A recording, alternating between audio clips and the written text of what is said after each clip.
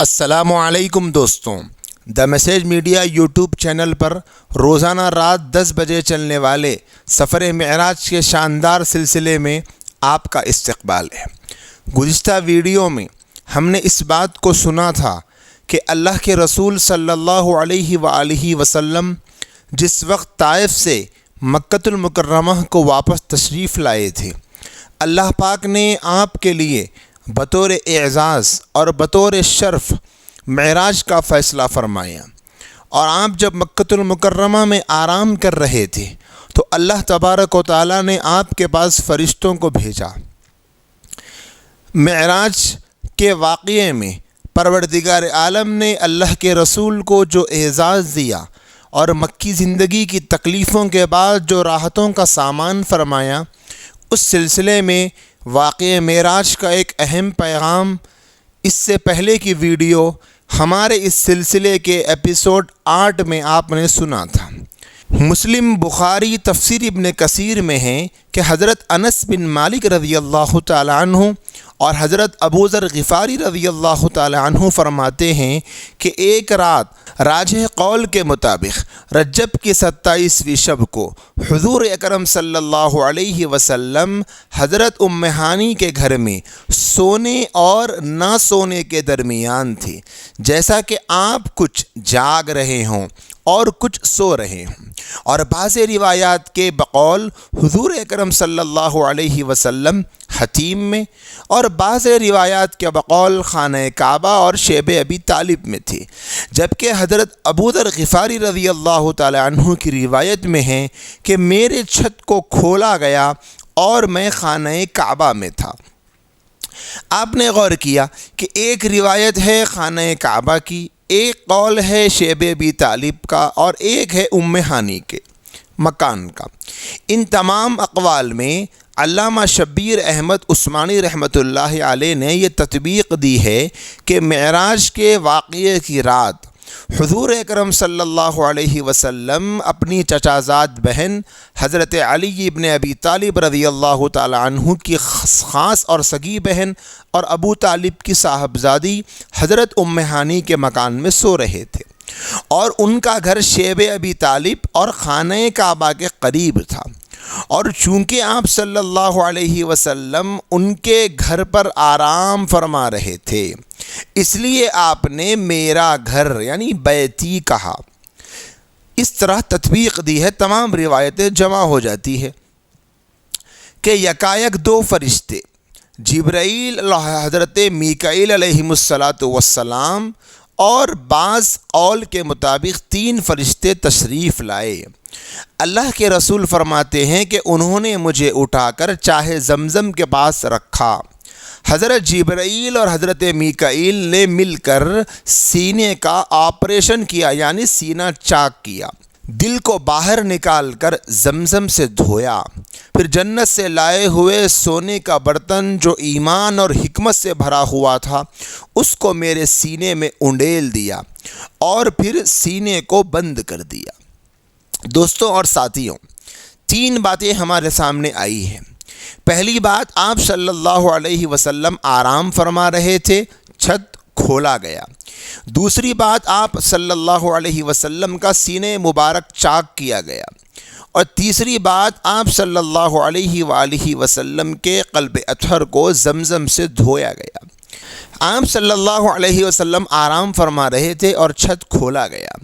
آپ صلی اللہ علیہ وآلہ وسلم آرام کر رہے تھے خانہ کعبہ میں ام ہانی کے مکان پر۔ یہ جو 2-3 اقوال تھے اس کی تطبیق آپ نے جان لی کہ آپ صلی اللہ علیہ وسلم کہاں آرام فرما رہے تھے، ام ہانی کے مکان پر، وہ خانہ کعبہ کے قریب، اور شیب ابی طالب بھی آپ کے مکان کے قریب ہی تھا۔ جبرائیل امین بجائے دروازہ کھول کر آنے کے چھت کھول کر تشریف لائے۔ اس میں نقطہ یہ تھا کہ شق صدر کی طرف اشارہ تھا کہ جیسے یہ چھت کھولا گیا اسی طرح آپ کا سینہ کھولا جائے گا، اور جیسے جبرائیل کے تشریف لاتے ہی یہ چھت پہلے جیسا تھا ویسے ہو گیا۔ ان قریب آپ کے قلب مبارک کو بھی کھولے جانے کے بعد، سینے کو کھول کر قلب مبارک کو نکالے جانے کے بعد اسی طرح آپ کے سینے کو بھی سی دیا جائے گا۔ یہ ایک حکمت تھی چھت کے کھولنے میں۔ دوسری بات جو ہم نے آج سنی وہ شق صدر کی، یعنی آپ صلی اللہ علیہ وسلم کے سینے کو کھول کر آپ کے قلب مبارک کو نکالا گیا۔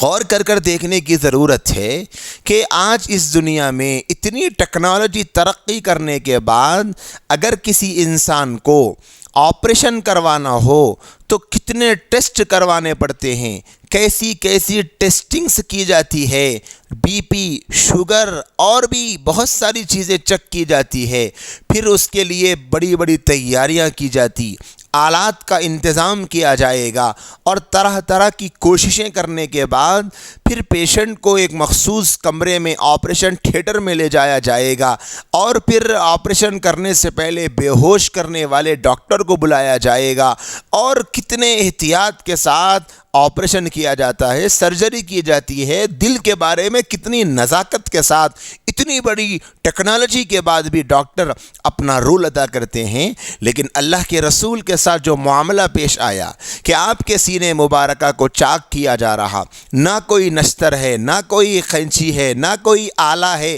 کچھ نہیں ہے، اللہ کے رسول کے قلب مبارک کو نکالا جا رہا، اور اللہ کے رسول بقید حیات ہے، آپ کے ساتھ کوئی خصوصی معاملہ نہیں کیا گیا، آپ کے لیے کوئی احتیاطی تدبیر اختیار نہیں کی گئی کہ آپ کو بے ہوش کیا جانا پڑے، کوئی انجیکشن لگانا پڑے، کوئی احتیاطی تدبیر اختیار کرنی پڑے۔ معلوم ہوتا ہے کہ اللہ کے رسول کے ساتھ اللہ کا یہ خصوصی معاملہ اور خصوصی اعزاز ہے کہ اللہ پاک اپنی قدرت سے یہ سب کچھ کروا رہے ہیں، اور معلوم ہوتا ہے کہ یہ دنیاوی نظام کی طرح نہیں ہے، یہ اللہ کا الگ اپنا نظام ہے، جس نظام میں کسی کو دخل دینے کی اجازت نہیں ہے۔ اس طرح کی باتیں سن کر اللہ کی ذات عالی پر مزید ایمان بڑھ جاتا ہے کہ ہمارے اللہ تو وہ ہے جو ایسی قدرت رکھتے ہیں کہ دنیا اس کا تصور بھی نہیں کر سکتی۔ یہاں آگے بڑھنے سے پہلے ایک اہم بات ہم کو یہ سمجھنی ہے کہ اللہ کے رسول کے جو سینے مبارکہ کو چاک کیا گیا، قلب مبارکہ کو نکالا گیا، اس کو شق صدر کہتے ہیں۔ شق صدر کا واقعہ، شق صدر کو ایمان اور حکمت سے لبریز کرنے کا واقعہ آپ صلی اللہ علیہ وسلم کی حیات طیبہ میں کتنی مرتبہ پیش آیا؟ تو جمہور علماء کی رائے کے مطابق حضور اکرم صلی اللہ علیہ وسلم کے سینے کو 3 مرتبہ چاک کیا گیا۔ پہلی مرتبہ جب آپ بچپن میں حضرت حلیمہ سعدیہ رضی اللہ تعالی عنہ کے ساتھ انہی کے علاقے میں رہ رہے تھے، اپنے امی حضرت آمنہ سے دور تھے، اور بچپن کے اس دور میں آپ اپنے دور شریک بہن حضرت شیمہ رضی اللہ تعالی عنہ کے ساتھ وہ بکریاں چرانے گئی تو جنگل میں آپ بھی ان کے ساتھ گئے تھے، اور آپ وہیں پر تھے۔ وہ حضرت شیمہ رضی اللہ تعالی عنہ اللہ کے رسول کے ساتھ کو بہت پسند فرمایا کرتی تھی۔ ایک دن اسی طرح حضرت محمد صلی اللہ علیہ وسلم حضرت شیمہ کے ساتھ بکریوں کے ساتھ مصروف تھے کہ اچانک انہوں نے دیکھا کہ 2 ایسے لوگ آئے ہیں جنہوں نے آپ علیہ الصلاۃ والسلام کو اتنی کم عمری میں لٹایا، اور آپ کے بچپن میں آپ کے سینے کو چاک کیا گیا، قلب مبارک کو نکالا گیا، اور ایمان سے اور حکمت سے بھر دیا گیا تاکہ آپ بچپن کی خامیوں سے محفوظ رہیں۔ دوسری مرتبہ جب آپ کو بار نبوت سے سرفراز کیا گیا تو اس وقت ایسا واقعہ پیش آیا کہ آپ کے سینے مبارکہ کو کھولا گیا، آپ کے قلب مبارکہ کو نکالا گیا، اور ایمان اور حکمت سے لبریز کیا گیا، اور آپ کے قلب کو زمزم کے پانی سے دھویا گیا تاکہ نبوت کی ذمہ داریوں کو خوش اسلوبی کے ساتھ نبھانے میں آپ کو مدد ملے اور کسی قسم کی کوئی تکلیف نہ ہو۔ اس طرح آپ صلی اللہ علیہ وسلم وحی کے بوجھ کو برداشت کر سکے۔